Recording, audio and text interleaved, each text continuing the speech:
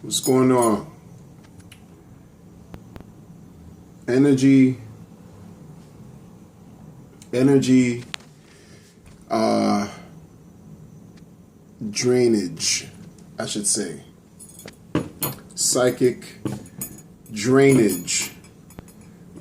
Shout out to Adnan Ahmad, or Ahmad Adnan, I'm sorry if I got your name wrong, for giving me the idea and the topic to speak about.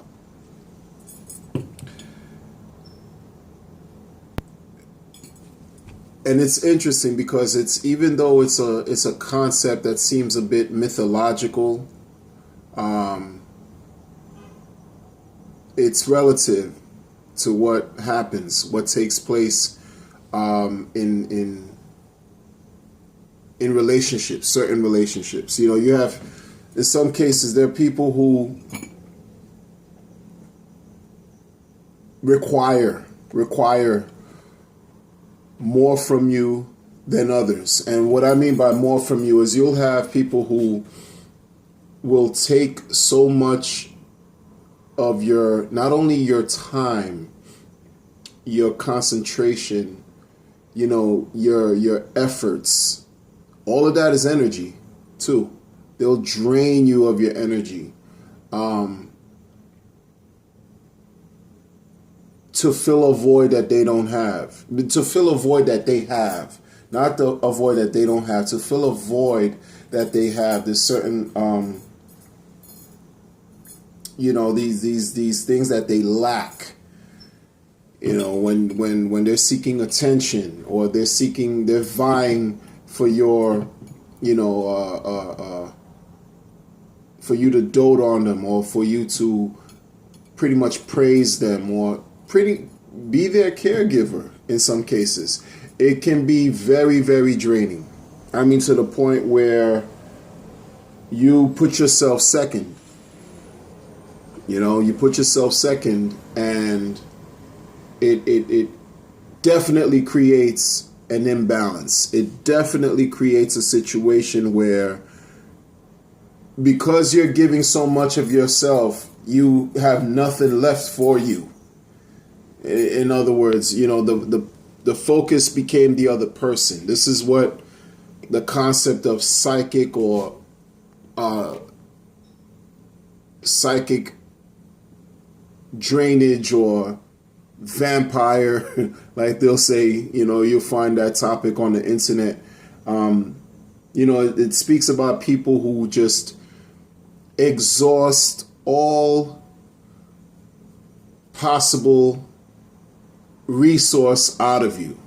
Like, they'll just suck your life force dry, you know, and leave you with the bag to hold. You know, sometimes people do that in different forms too. You'll have people who, and it's not only about interpersonal relationships per se, or intimate relationships. You could be on the phone, having a phone conversation with somebody, and the person on the receiving end is talking and talking and talking and talking. Meanwhile, you're just listening, and this person on the receiving end is just dumping all kinds of stuff on your lap, and they're venting, and they're pretty much airing out everything that's on their mind onto you.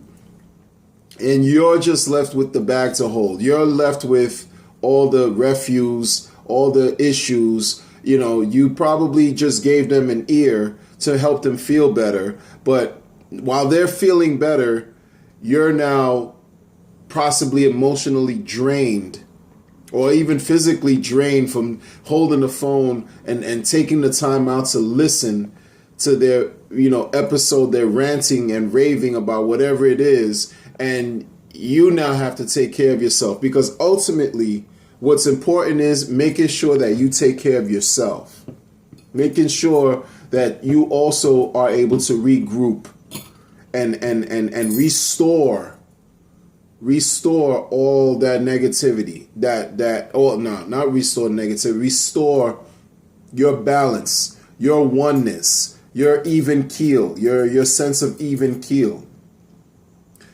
your centeredness. Just you got to make sure that you have yourself together so that you can be able to move and carry on and take care of your affairs. Because sometimes people just don't think about how you're feeling. They'll think about how good they're feeling after venting or basically vomiting on your lap. That's what people who, that's an example of what psychic energy is about too, or the drainage. And then it can be a little bit more intense also. There are different degrees and they vary, by different examples. But we're just going to touch on that right there. It's real. It's just, I found interesting, the term is coined by way of, psychic vampires and energy vampires and, pretty much individuals that'll just draw so much out of you. They'll suck you dry. They'll suck your life force dry and leave you there like just pretty much on empty. And that's something that occurs in different ways. It's just, I never heard the term that way before. So thank you, viewer, Mr. Adnan, for suggesting that I do that post, and I'm gonna definitely expound on it in another video, but I definitely wanted to touch on it in this video. Hey, listen, as always, taking care of yourself is paramount, because if you can't take care of yourself, you won't be able to take care of anyone.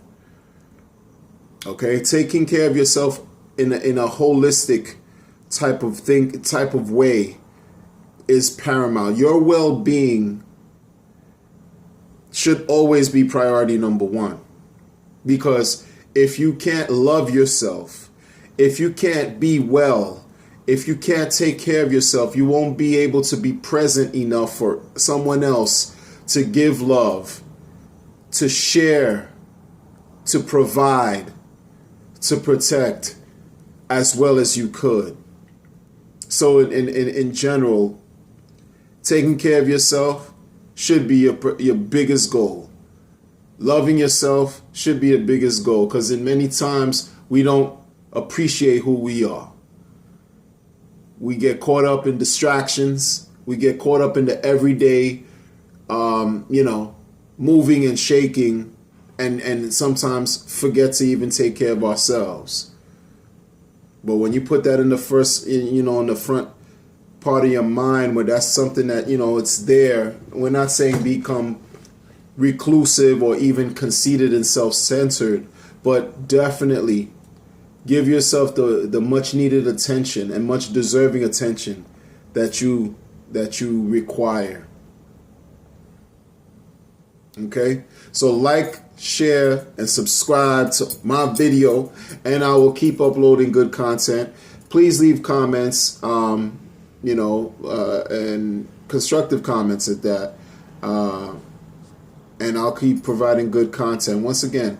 And also, click on the bell, the notification bell, so that way when I upload videos, you'll also be privy to that, and you'll be able to check out this good content. All right? So be well, take care of yourself, and subscribe. Take care.